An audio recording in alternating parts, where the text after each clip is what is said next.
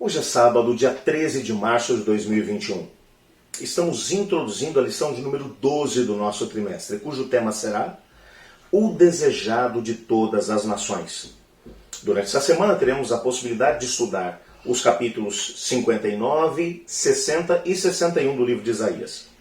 Você está no canal Eu Estudo a Lição com o pastor Samuel Camilo.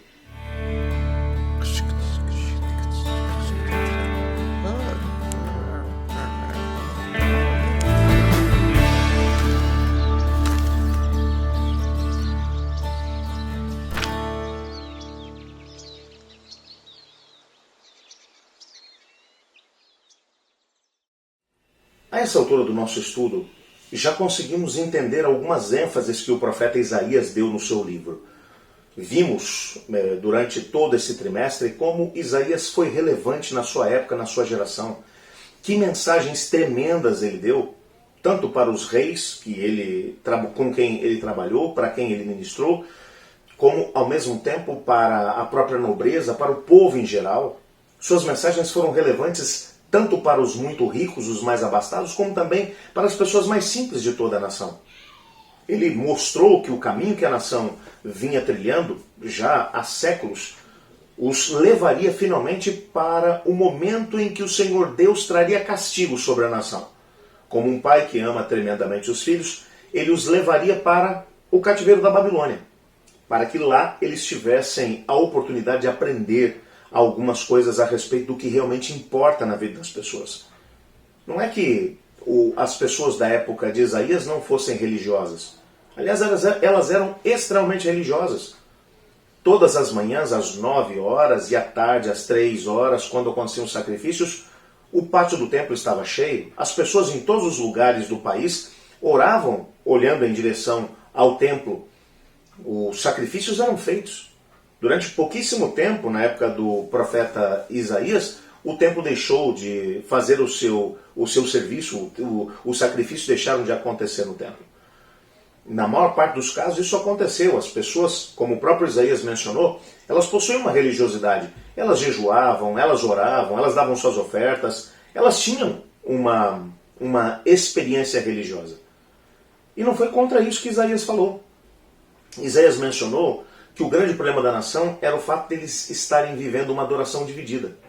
Ao mesmo tempo que adoravam a Deus, o Deus que os havia tirado do cativeiro no Egito, eles também adoravam as nações que estavam à sua volta, a todas as divindades. E Isaías mostrava que esse era um caminho que eles mesmos haviam escolhido e que os levaria para muito sofrimento. O cativeiro teria que vir por causa exatamente disso.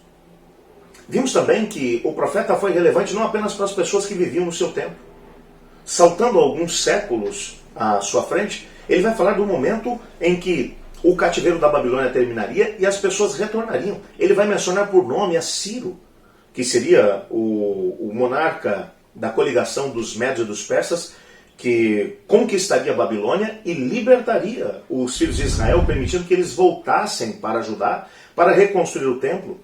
Mais tarde, para reconstruir a própria cidade e fazer com que a nação voltasse a ser o que era antes do cativeiro.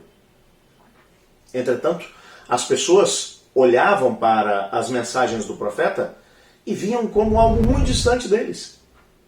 Mas nessa última fase do nosso estudo, Isaías vai dar ainda um salto mais adiante.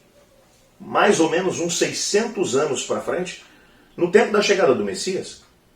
Já vimos que no capítulo 53, ele vai falar sobre o servo sofredor, ninguém mais do que o próprio Messias, que tomaria o peso dos pecados da humanidade sobre si e pagaria o preço exigido pela desobediência não apenas da nação, mas de todas as pessoas do planeta. Nessa semana teremos a oportunidade de compreender alguns aspectos da vinda de Cristo. O desejado de todas as nações viria. É claro que quando Isaías olhava da sua época para o tempo do cumprimento dessas profecias, com certeza ele percebia que havia uma diferença muito grande, ou que as pessoas do seu tempo não estavam vivendo de forma a permitir que o cumprimento dessas profecias acontecesse. Mas elas aconteceriam muitos, mas muitos anos adiante dele. Nessa semana veremos como a vinda do Messias, como desejar todas as nações, influenciaria a própria vida da nação e ao mesmo tempo do mundo como um todo. Amanhã, por exemplo, no domingo, nós estudaremos dentro de Isaías capítulo 59 que efeitos o pecado trouxe para a humanidade, para a nação e para a humanidade. Na segunda-feira, ainda dentro do capítulo 59, responderemos a uma pergunta: quem é perdoado?